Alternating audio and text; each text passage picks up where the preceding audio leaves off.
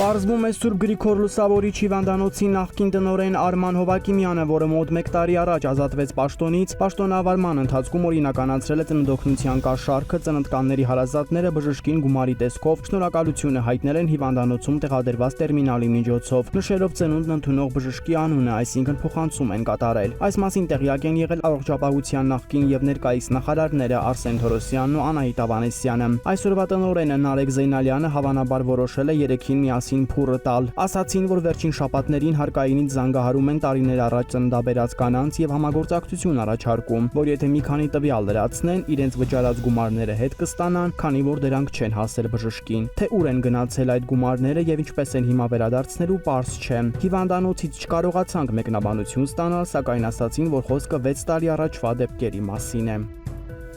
Ըստ էության իշխող ուժը Երամսի համաժողով է իրականացնում, որի մեկնարկը տրվել է փետրվարի 13-ին, երբ սկսվեց նախընտրական ցուցակի ընտրության առաջին փուլը, իսկ եզրափակիչ արարը նշանակված է ապրիլի 4-ին 3 ամիս անց։ Մեր տեղեկություններով այդ օրը Զատիկի հենց նախօրյակին ԿՊ-ն հավաքվելու է Կարեն Դեմիրճյանի անվան մարզահամերգային համալիրում եւ համաժողովը հաստատելու է ընտրական ցուցակի առաջին 50 համարին։ Մինչ այդ երկրորդ փուլով մարտի 27-ից 28-ին կուսակցության կենտրոնական գրասենյակում կրկին ընտրություն կկատարվի, որի ժամանակ առաջին փուլում ընտրված 50 հոգու միջև դարձյալ քվեարկություն կընթանա ցուցակի վերջնական դասավորությունը որոշելու համար։